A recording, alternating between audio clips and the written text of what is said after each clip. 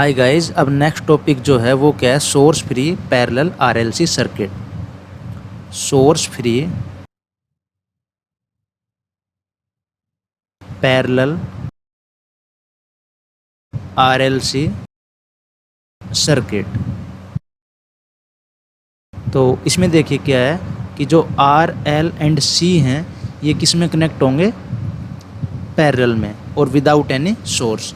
तो यहाँ पे देखिए ये एक रेजिस्टेंस मान लीजिए आर, और यहाँ पे मान लो इंडक्टर है एल, और यहाँ पे क्या है, कैपेसिटर सी।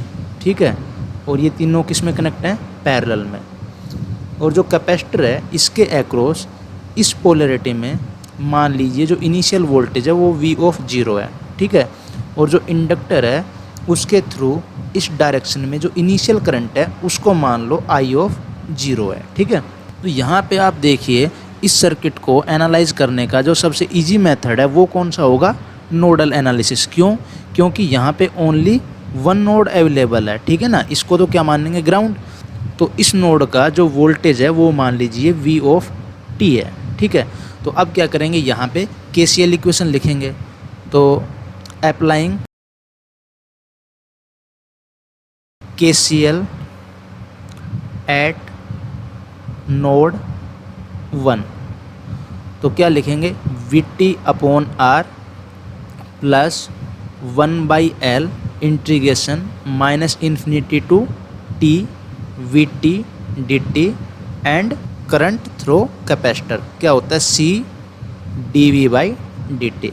क्योंकि यहाँ पे जो कैपेसिटर है इसके अक्रॉस वोल्टेज क्या है, VT इक्वल्स टू 0। तो अब क्या करेंगे, देखिए यहाँ पे अगर हमें dV0 प्लस बाई dt अगर कैलकुलेट करना हो तो उसके लिए क्या करेंगे, इसको लिखेंगे VT अपॉन R प्लस यहाँ पे माइनस इन्फिनिटी से लेके 0 तक जो करंट की वैल्यू है वो क्या है, I0 plus 1/L integration 0 to T VT DT plus C dVT/dt equals to 0। तो एक तो यहाँ से dV0 प्लस बाई dt की वैल्यू इस तरीके के सर्किट में कैलकुलेट कर सकते हो, अदरवाइज जो जनरल मेथड बताया है, जो प्रीवियस लेक्चर में बताया था, उसकी हेल्प से कैलकुलेट कर सकते हो। ठीक है, तो यहाँ पे एक्स्ट्रा में हम क्या कर सकते हैं कि जो dV0 प्लस बाई dt है इसकी कैलकुलेशन कैसे करेंगे, यहाँ पे लिखेंगे V of 0 plus by R plus I0 plus 1/L integration 0 to 0 plus VT DT plus C dV0 plus by dt equals to क्या, 0। तो ये इंटीग्रेशन कहाँ पे जाएगा, 0 पे। तो यहाँ से dV0 प्लस बाई dt इसकी वैल्यू क्या आएगी, minus V of 0 plus by R minus I0 upon C। V of 0 plus की वैल्यू कितनी होगी, V ऑफ 0। तो यहाँ पे क्या लिखेंगे, minus V of 0 minus I0 upon R और अपॉन C। तो ये किसकी वैल्यू होगी, dV0 प्लस बाई dt। यहाँ पे V of 0, R, I0 and C जो पैरामीटर्स हैं वो क्या होंगे, गिवन। तो यहाँ पे एक एक्स्ट्रा चीज़ बताइए। ठीक है, लेकिन हमें तो क्या कैलकुलेट करना है, रेस्पॉन्स। तो हम क्या करेंगे, जो ये इक्वेशन है इसको क्या करेंगे, डिफ्रेंशिएट। तो यहाँ से हम क्या लिख सकते हैं, यहाँ से हम लिख सकते हैं दिस इम्प्लाइज dVT/dt और 1 अपॉन R है मल्टीप्लाई में, और I0 का क्या होगा, 0 plus 1/L VT plus C d2V/dt square equals to 0। तो यहाँ से क्या कर सकते हैं, C से डिवाइड कर सकते हैं। तो क्या आएगा, d2V/dt square plus 1/RC dV/dt plus 1/LC V of t equals to 0। तो यहाँ से जो कैरेक्टरिस्टिक इक्वेशन है वो क्या आएगी, कैरेक्टरिस्टिक इक्वेशन। तो ये क्या आएगी, d square plus 1/RC d plus 1/LC equals to 0। ठीक है, तो यहाँ पे अब क्या करेंगे, जो कैरेक्टरिस्टिक रूट्स हैं उनको क्या करेंगे, कैलकुलेट। तो अब करेंगे कैलकुलेशन ऑफ कैरेक्टरिस्टिक रूट्स। तो यहाँ पे देखिए जो कैरेक्टरिस्टिक रूट आएंगे वो क्या आएंगे, D equals to minus B plus minus square root of B square minus 4ac upon 2a। तो ये कितना आएगा, -1/2rc plus minus square root of 1/2rc का होल स्क्वायर माइनस 1/lc। ठीक है, तो जो फर्स्ट कैरेक्टरिस्टिक रूट है उसको मान लीजिए हम बोल रहे हैं d1 equals to -1/2rc plus square root of 1/2rc का होल स्क्वायर माइनस 1/lc।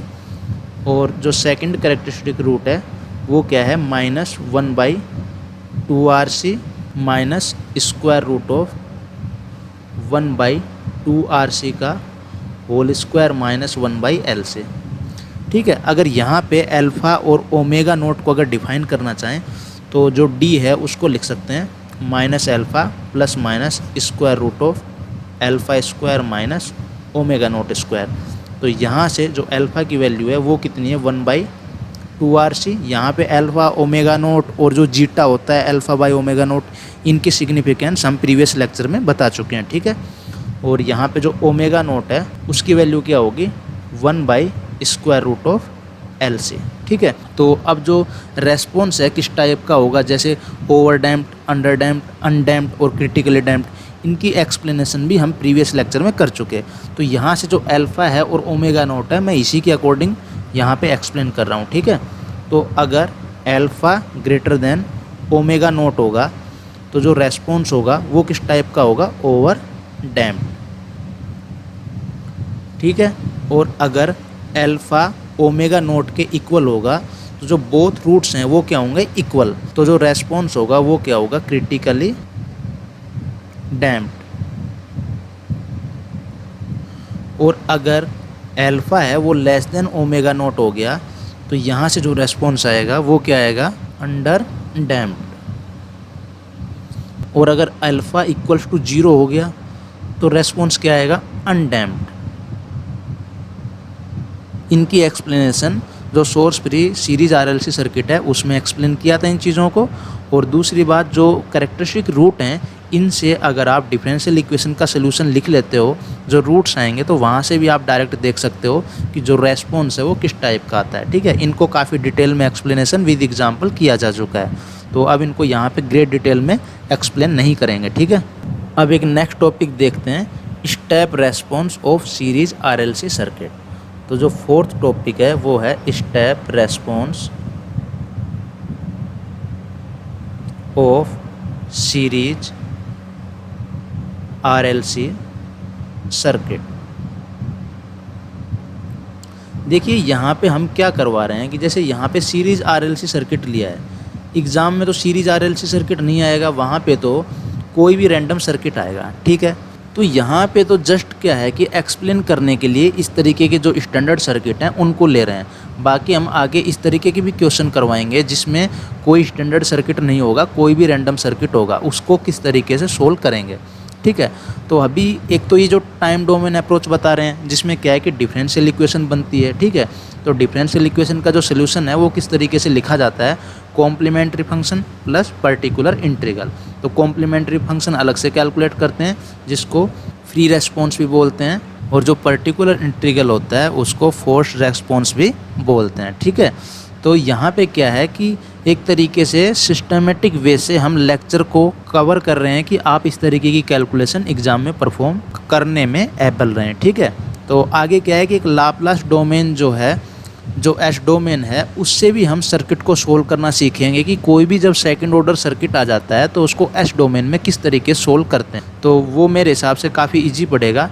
लेकिन ये जो टाइम डोमेन वाला है इसमें भी अगर आपको कॉम्प्लीमेंट्री और जो पर्टिकुलर इंटीग्रल है वो अगर कैलकुलेट करना आता है तो ये भी कोई ज़्यादा हार्ड नहीं पड़ेगा, क्योंकि कॉम्प्लीमेंट्री फंक्शन निकालने के लिए आपको ओनली जो कैरेक्टरिस्टिक रूट हैं उनकी वैल्यू फाइंड आउट करनी है, और जो पर्टिकुलर इंटीग्रल है उसमें अगर स्टेप रेस्पॉन्स दिया हुआ है तो उसकी कैलकुलेशन भी काफ़ी सिंपल होती है। जैसे यहाँ पे इसको एक्सप्लेन करने की कोशिश करते हैं, तो देखिए यहाँ पे एक सीरीज आरएलसी सर्किट है। ये रेजिस्टेंस R मान लीजिए, और यहाँ पे इंडक्टर L है, और ये जो है कैपेसिटर C। और स्टेप रेस्पॉन्स का मतलब क्या है कि हमने जो वोल्टेज अप्लाई किया है वो सडनली अप्लाई किया है। जैसे यहाँ पे मान लीजिए एक स्विच है, ठीक है, और यहाँ पे हम इस स्विच को t=0 टाइम पे क्या कर रहे हैं, क्लोज कर रहे हैं। जैसे यहाँ पे मान लीजिए एक वोल्टेज सोर्स है जिसकी वैल्यू V है, ठीक है, और ये जो V है ये टाइम के साथ वेरी नहीं कर रहा, जैसे 5 वोल्ट होता है, इस तरीके से ये जो वैल्यू एक तरीके से DC वैल्यू है, ठीक है। तो यहाँ पे ये सर्किट है। तो अब हम क्या कर रहे हैं, t=0 टाइम पर इस स्विच को क्या कर रहे हैं, क्लोज। तो यहाँ पे आप क्लियरली देख सकते हैं इस सर्किट में कि t<0 के लिए जो इंडक्टर के थ्रू जो करंट है उसकी वैल्यू क्या होगी, 0, और t 0 टाइम के लिए ही जो कैपेसिटर है इसके अक्रॉस जो वोल्टेज है उसकी वैल्यू भी क्या है, 0। तो हम क्या कर रहे हैं, इस सर्किट को t 0 के लिए एनालाइज कर रहे हैं। फॉर t>0 ये सर्किट किस तरीके से ड्रॉ करेंगे, जो स्विच है ये क्या होगा, क्लोज, और यहाँ पे R, inductor L and capacitor C, यहाँ पे वोल्टेज सोर्स है V, और जो सर्किट की एनालिसिस है वो टाइम t>0 के लिए की जा रही है। तो अब हम क्या करेंगे, यहाँ पे क्या लिखेंगे, KVL इक्वेशन। तो जो सर्किट है इसमें जो करंट की वैल्यू है वो मान लेते हैं I है, और जो कैपेसिटर है इसके अक्रॉस जो वोल्टेज है वो मान लेते हैं V है। तो अब अगर यहाँ पे KVL इक्वेशन लिखें तो क्या आएगा, V minus IR minus L di/dt, और यहाँ पे क्या आएगा, यहाँ पे आएगा माइनस V = 0। अब अगर इस इक्वेशन को ध्यान से देखोगे तो यहाँ पे दो चीज़ें अननोन है, I एंड V। तो यहाँ पे क्या करना पड़ेगा, एक वेरिएबल को रिड्यूस करना पड़ेगा। तो यहाँ पे जो ये करंट IT है ये इस कैपेसिटर इसके थ्रू भी फ्लो हो रही है। इसका मतलब हम करंट और वोल्टेज का रिलेशनशिप यहाँ से लिख सकते हैं कि यहाँ पे जो IT की वैल्यू है वो क्या है, C dVt/dt। तो इस वैल्यू को इस इक्वेशन में क्या करेंगे, सब्सटीट्यूट। तो यहाँ से हम लिख सकते हैं IT की वैल्यू क्या है, C dVt/dt। तो यहाँ पे R C dV/dt plus L, और ये क्या आएगा, C d2V/dt² plus V equals to क्या होगा, वोल्टेज। यहाँ पे ये V है जो कैपेसिटर है ना इसके अक्रॉस वोल्टेज है, और ये जो वोल्टेज है ये अप्लाइड वोल्टेज है, DC वोल्टेज। मतलब आप इसको इस तरीके से करो कि यहाँ पे आप VC लिख लो, ठीक है।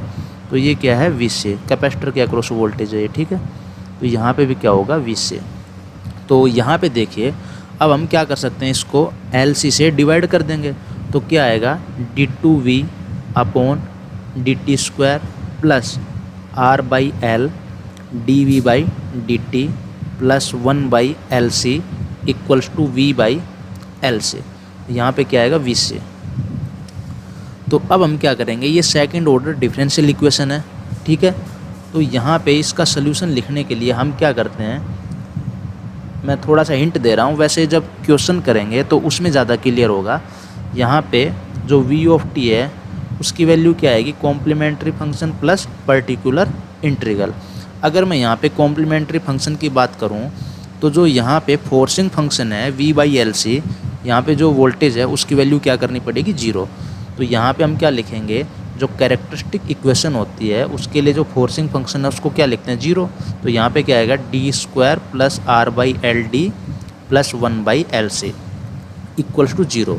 तो यहाँ से आपके दो कैरेक्टरिस्टिक जो रूट हैं वो आ जाएंगे।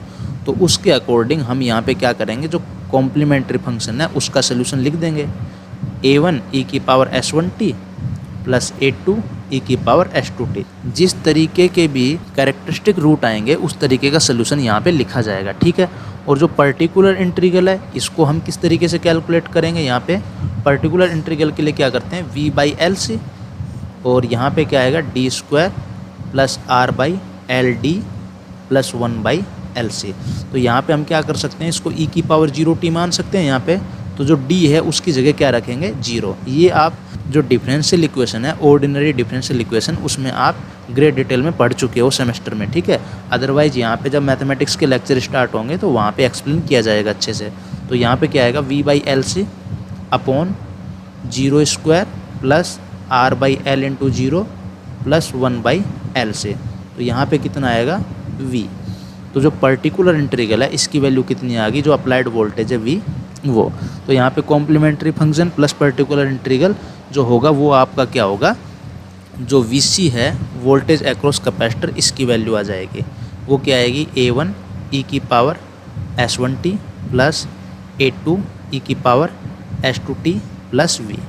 ये आपका जो कैपेसिटर है इसके अक्रॉस वोल्टेज का फंक्शन आ गया, ठीक है।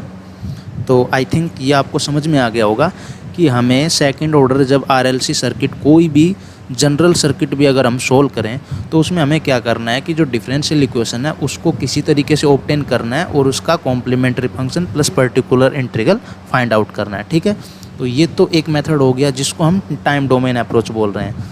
आगे एक मेथड और सिखाया जाएगा जिसमें हम क्या करेंगे कि जो कंप्लीट सर्किट है उसको एस डोमेन में कन्वर्ट कर देंगे, ठीक है।